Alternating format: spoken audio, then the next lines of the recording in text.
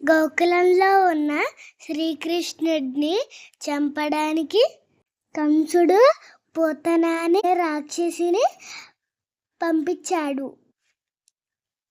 పూతన గోకులానికి వచ్చింది. తన రాక్షస రూపంలో ఉంటే కృష్ణుడి గురించి ఎవరు చెప్పరని అందమైన అమ్మాయిగా మారి గోకులం అంతా వెతికింది. చివరికి కృష్ణుడి ఇల్లు తెలుసుకుంది. తను చంటి పిల్లలకి పాలిస్తానని, దాంతో వాళ్ళు బలంగాను ఆరోగ్యంగాను జీవిస్తారని నమ్మించింది.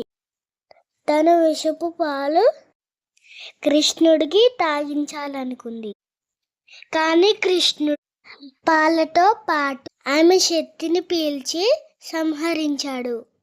ప్రజలందరూ కృష్ణుడిని కొనియాడారు.